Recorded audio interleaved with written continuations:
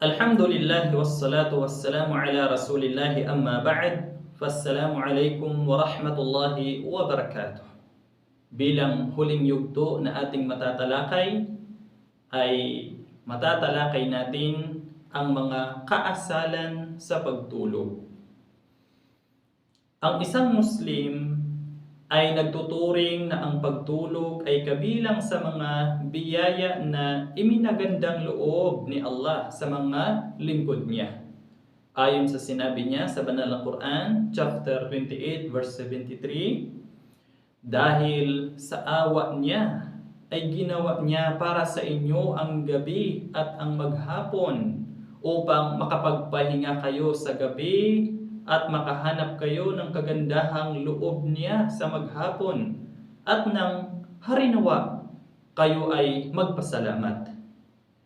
Bahagi ng pagpapasalamat sa biyayang iyon ay na isa sa alang-alang ng isang Muslim sa pagtulog niya ang mga sumusunod na kaasalan.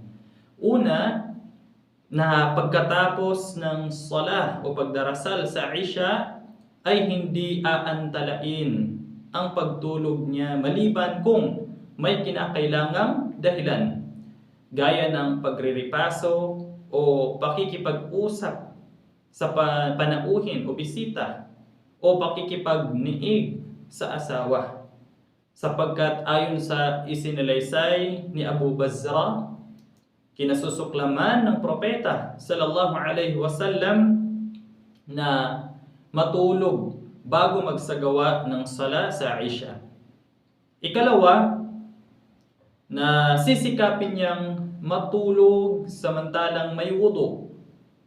Kung saan, kung mayroon pa siyang wudu o ablusyon, ay marapat o di kaya ay samantalahin niyang matulog. Sapagkat ang sabi ng sugo ni Allah sallallahu alaihi wasallam kay Al-Barra ibn Azib radiyallahu anhu, kapag pupunta ka sa higaan mo upang halimbawa matulog, ay magsagawa ka ng wudu o ablusyon para sa salah. Napagkaisahan ang katumpakan ng hadith na ito. Ikatlo, na magsisimula siyang matulog na nakatagilid sa kanang bahagi ng katawan at ipinang-uunan ang kanang kamay. At pagkatapos niyon ay walang masama na tumagilid sa kaliwang bahagi. Dahil ang sabi ng sugo ni Allah sallallahu alaihi wasallam, kapag pupunta ka sa higaan mo, ay magsasagawa ka ng wudu para sa salah at pagkatapos ay mahiga ka sa kanang bahagi ng katawan mo. At ang sabi pa niya, kapag pumunta ka sa higaan mo, kapag pumunta ka sa higaan mo, samantalang ikaw ay may wudu, ay ipinang-unan mo ang kanang kamay mo.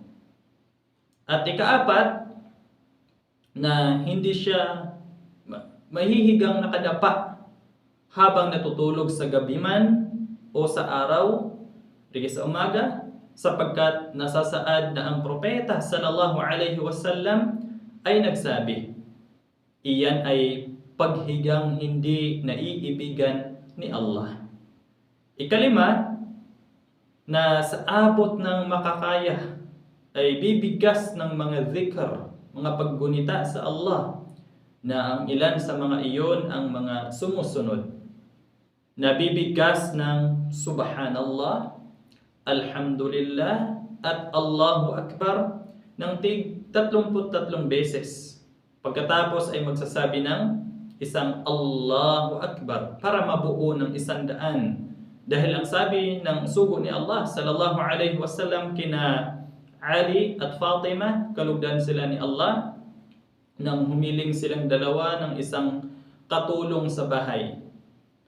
Hindi ba't nais ninyong gabayan ko kayo sa higit na mabuti kaysa sa hinihiling ninyo?